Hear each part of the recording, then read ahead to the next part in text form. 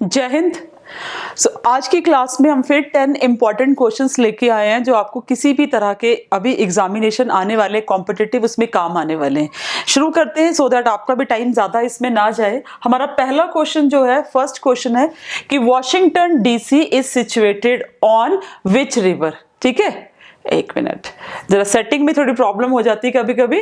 See the question. Question क्या है कि वॉशिंगटन डीसी कौन सी नदी के किनारे बसा है। समझ में आ गया? ठीक है। अब सबसे इंपॉर्टेंट चीज बेटा मैं आपको पहले बता दूं कि वॉशिंगटन डीसी और एक वॉशिंगटन अमेरिका में स्टेट भी है। समझ में आ गया? एक वॉशिंगटन अमेरिका में क्या है बेटा, स्टेट भी है। तो दोनों में डिफरेंशिएट करने के लिए जो अमेरिका की कैपिटल है वॉशिंगटन डीसी और वॉशिंगटन स्टेट, इस वाले जो कैपिटल है उसके आगे क्या लगा दिया, डीसी, डिस्ट्रिक्ट ऑफ कोलंबिया। ठीक है, तो Washington state and Washington DC में ऐसा डिफरेंशिएट हो जाता है। बिल्कुल दोनों में ही, बिल्कुल एक ईस्ट साइड में एक वेस्ट साइड में। तो वॉशिंगटन एक स्टेट है, वॉशिंगटन डीसी जो है वो कैपिटल है। दोनों में ये डिफरेंस है। कभी कभी ऐसा आपको जनरल नॉलेज का क्वेश्चन भी पूछा जा सकता है। तो जो कैपिटल है अमेरिका की वॉशिंगटन डीसी, वो कौन सी रिवर के साइड में बेटा सिचुएटेड है, दैट इज पोटोमैक। पोटोमैक, ये क्वेश्चन अभी रिसेंटली बहुत सारे पेपर हुए थे, मैं देख रही थी एसएससी जीडी में भी आ रखा था, एमएनएस सीवीटी के पेपर में भी ये क्वेश्चन पूछा जा चुका था। वैसे ही बेटा रिवर बैंक्स वाले जो क्वेश्चंस हैं आपको, ठीक है ना, कौन से वाले बोले, रिवर बैंक्स वाले क्वेश्चंस हैं, दीज आर वेरी इंपॉर्टेंट। ये बहुत इंपॉर्टेंट होते हैं और बच्चे ये आपको दोनों तरह से करने रहते हैं। कौन से वाले? नंबर 1, इंडिया की जो रिवर्स है उनके बैंक पे इंडियन सिटी सिचुएटेड है। On the another hand world में, लेकिन जो वर्ल्ड के शहर है ना उसमें आपको एक थोड़ा सा रिस्ट्रिक्टेड रहेगा। उसकी भी एक वीडियो हम लेके आएंगे, आप उसको जरूर देखिएगा, आपको एग्जाम में वो बहुत ज्यादा हेल्पफुल रहने वाले हैं। ठीक है, अगला क्वेश्चन देखते हैं बच्चे। What is our next question?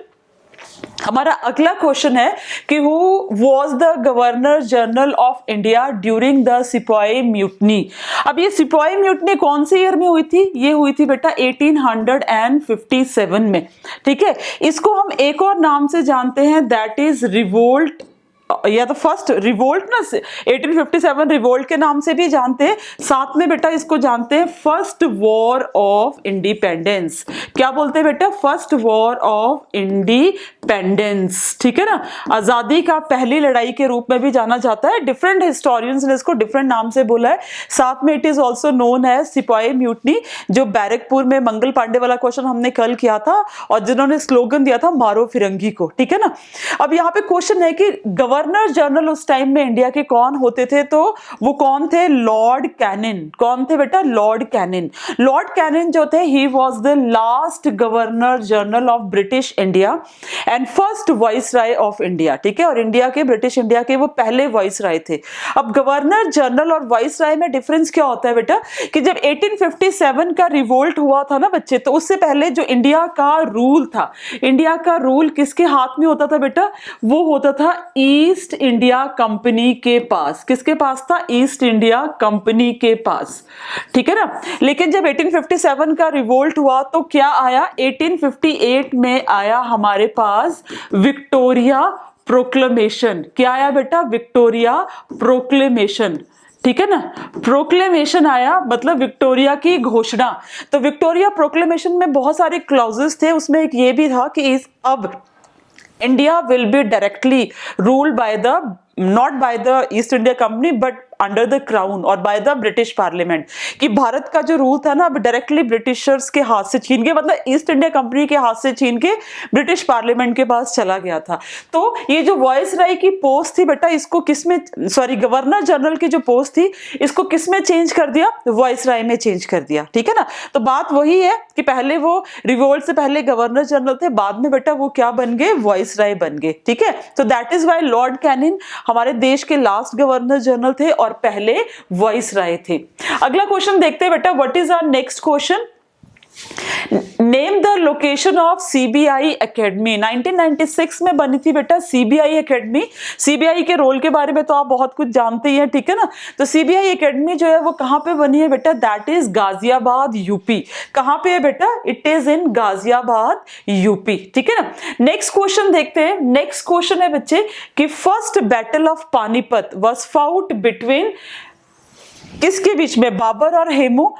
Sorry, Akbar and Hemu, Babar and Ibrahim Lodi, Akbar and Rana Sanga और अहमद शाह अब्दाली और द मराठास। ठीक है, तो आपको बता दो बेटा, फर्स्ट बैटल ऑफ पानीपत जो है वो 1526 एडी में हुई थी between the Babur and last ruler of Lodhi dynasty, that was Ibrahim Lodi. और इब्राहिम लोदी के बारे में मैं आपको एक चीज और बता दूं जो बहुत इंपॉर्टेंट है कि he was the only ruler, कहां का, दिल्ली सल्तनत का।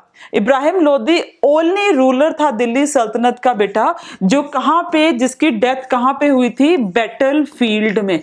कहां मरा था वो, युद्ध के मैदान में मरा था। अदरवाइज सारे कभी कोई पेविलियन, कोई कुछ गिर गया, कोई सीढ़ियों से गिर के मर गया, कोई किसी ने किसी को मार दिया, but Ibrahim Lodi was the only ruler of Delhi सल्तनत जो बैटल फील्ड में लड़ते लड़ते मरा था। उसके बाद 1526 में बाबर ने इंडिया में मुगल वंश की जो थी बेटा वो स्थापना करी थी। ठीक है, क्योंकि दिल्ली सल्तनत का लास्ट रूलर था, फिर मुगल एम्पायर जो थी बेटा वो शुरू हो गई थी। नेक्स्ट क्वेश्चन है हमारा कि Gandhi ji first experiment with satyagraha came up in. Gandhi ji का सत्याग्रह है ना, फर्स्ट एक्सपेरिमेंट इन सत्याग्रह कहां पे हुआ था, डांडी, चंपारण, बंगाल और नटाल, कहां पे हुआ था बेटा। तो वैसे तो गांधी जी का फर्स्ट मतलब ओरिजिन ऑफ सत्याग्रह गांधी जी ने कहां किया था बेटा, साउथ अफ्रीका में। कहां किया था बेटा, साउथ अफ्रीका में। समझ में आ गया, वहां पे वो एज अ बैरिस्टर गए थे, मतलब एक केस के उसके चक्कर में, जहां पे पॉलिसी ऑफ अपार्थीड, आपको पता है ना कि साउथ अफ्रीका में there was a fight between the black and white, और इस पॉलिसी को हम किस नाम से जानते हैं, पॉलिसी ऑफ अपार्थीड। ठीक है, तो वहां पे मतलब उनको बुलाया गया था केस फाइट करने के लिए, वहां पे उन्होंने सत्याग्रह को, इसका एक्सपेरिमेंट किया, एक सक्सेसफुल एक्सपेरिमेंट। फिर गांधी जी बेटा 9 जनवरी 1915 को रिटर्न हुए, कहां पे रिटर्न हुए बेटा, इंडिया वापस आए। इसलिए हम 9 जनवरी को भारतीय प्रवासी दिवस भी बनाते हैं। इस बार 9 जनवरी को जो भारतीय प्रवासी अवार्ड मिले थे ना बेटा, उसमें टोटल 17 पर्सन्स को, ये भी आपका एक इंपॉर्टेंट क्वेश्चन है, 17 पर्सन्स को ये अवार्ड जो थे बेटा वो दिए गए थे। ठीक है, तो जब वो इंडिया में आए तो उन्होंने इंडिया में देखा कि हाँ what is the condition and all that, तो उन्होंने पहला सत्याग्रह जो है वो कहां लॉन्च किया, चंपारण में। चंपारण में किसके लिए किया बेटा, इंडिगो, जिसको हम नील की खेती बोलते हैं। ठीक है ना, and it is a place in Bihar. और कौन से ईयर में किया, 1917। समझ में आ गया। एक क्वेश्चन पूछूं आपसे यहाँ कि what is the difference between a lawyer, a barrister and advocate, बताओगे आप मुझे। ठीक है, क्योंकि हमने बैरिस्टर वर्ड यहाँ पे यूज किया, तो मैं आपको शॉर्ट में बता देती हूँ कि बैरिस्टर जो इंग्लैंड से लॉ की डिग्री लेते हैं वो बैरिस्टर होते हैं, और इंडिया से जो लेंगे वो लॉयर होंगे। दोनों ही सेम चीज है, बट बैरिस्टर एंड लॉयर्स को अपनी प्रैक्टिस करने की परमिशन तभी बनती है जब वो बार काउंसिल में अपने आप को रजिस्टर करवाते हैं। उसके बाद वो एडवोकेट बनते हैं और डायरेक्टली कोर्ट में जाके केसेस जो है बेटा वो फाइट कर सकते हैं। ठीक है, अगला क्वेश्चन देखते हैं। आवर नेक्स्ट क्वेश्चन इज कि वारलॉग अवार्ड। ठीक है, अगला क्वेश्चन क्या है बेटा कि Borlaug award is given every year to an Indian scientist for outstanding contribution in the field of। ठीक है ना, तो वॉरलॉग के बारे में अगर आप जानते होंगे, वॉरलॉग कौन थे, Norman Borlaug is known as a father of, किसके फादर जाने जाते हैं बेटा, ये इसको बोलते हैं ग्रीन रेवोल्यूशन। क्या बोलते हैं बेटा, ग्रीन रेवोल्यूशन के फादर माने जाते हैं वॉरलॉग, वर्ल्ड में। कहां माने जाते हैं बेटा, वर्ल्ड में। ठीक है ना, और इंडिया में ग्रीन रेवोल्यूशन के फादर कौन है बेटा, इंडिया में कौन है, MS स्वामीनाथन। समझ में आ गया, तो MS Swaminathan is a father of green revolution in India and Norman Borlaug is a father of green revolution in the world. ठीक है, तो अब जब ये ग्रीन रेवोल्यूशन की बात आती है तो that is related with the agriculture. किसके साथ रिलेटेड है बेटा, तो ये अवार्ड दिए जाते हैं बच्चे किसमें, एग्रीकल्चर में। ठीक है, अगला क्वेश्चन देखते हैं बेटा, what is our next question. Our next question is कि the highest Indian gallantry award which could be given in a peace time is. ठीक है, वैसे तो हाईएस्ट गैलेंट्री अवार्ड की अगर हम बात बोले दैट इज अ परमवीर चक्र, but that is given in a war zone. War zone में अगर कोई सोल्जर अपना बहादुरी का प्रदर्शन करता है तो उसको क्या दिया जाता है, परमवीर चक्र दिया जाता है बेटा। ठीक है ना, लेकिन highest gallantry award award peace time में, ठीक है, कोई कन्फ्लिक्ट है बट वॉर नहीं है, एक्सटर्नल एग्रेशन नहीं है, उस टाइम में जो दिया जाता है बेटा अवार्ड, दैट इज अशोक चक्र, ठीक है ना। अशोक चक्र है बेटा, ऑप्शन आपका जो ए है करेक्ट है। अशोक चक्र आर्मी में मतलब मिलिट्री में भी एज वेल एज सिविलियंस को भी दिया जाता है, जैसे कि नीरजा भनोट है ना, उनको भी अशोक चक्र दिया गया था। तो ये ब्रेवरी का जो प्रदर्शन करते हैं, वॉर टाइम नहीं होना चाहिए, पीस टाइम में, तो उस टाइम में ये हाईएस्ट गैलेंट्री अवार्ड है, जैसे भारत रत्न हमारे देश का सबसे हाईएस्ट सिविलियन अवार्ड काउंट होता है बेटा, ठीक है। उसके बाद नेक्स्ट क्वेश्चन देखते हैं। What is the next question? आपका बेटा जो अगला क्वेश्चन है वो है which one of the following soil is the most suitable for the cotton cultivation?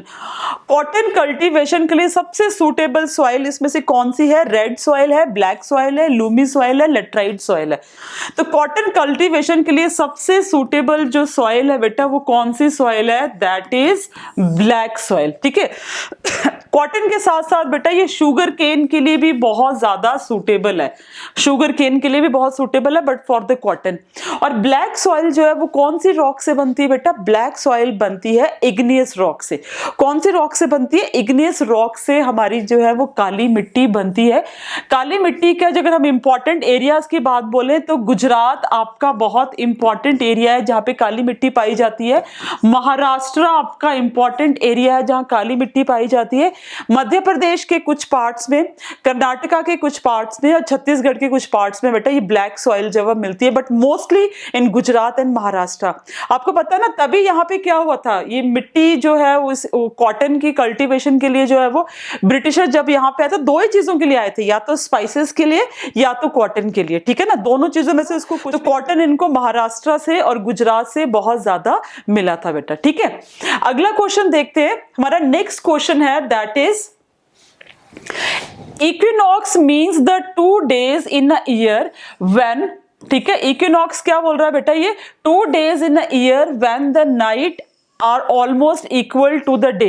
दिन और रात क्या होते हैं बेटा? दोनों ही इक्वलेंट होते हैं। If the March 21st is equinox which will be the next, है ना, कि आपको वो दो तरीके बतानी है जब जिन दो डेट्स में दिन और रात जो है वो क्या रहते हैं बेटा? इक्विवेलेंट रहते हैं। समझ में आ गया, ठीक है। तो यहाँ पे आप देखो, मैं आपको छोटा सा एक यहाँ पे बना के दिखाती हूँ। यहाँ पे दिस इज, ये आपका इक्वेटर है बेटा, ट्रॉपिक ऑफ कैंसर 23.5 नॉर्थ और ट्रॉपिक ऑफ कैप्रिकॉर्न जो है बेटा 23.5 साउथ, है ना। और ये हमारा सन है बेटा बच्चे, ठीक है ना।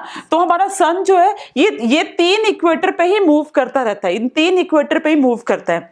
मान लो कि अगर आप मान लो कि 21 जून, ठीक है, 21 जून जो है वो नॉर्दर्न हेमिस्फीयर में सबसे बड़ा दिन मतलब समर सॉलिस्टिस होता है। तो 21 जून से ये 4 महीने लेता है इक्वेटर तक पहुंचने से। तो 21 जून के बाद ये यहाँ पे जाके कब पहुंचेगा बेटा?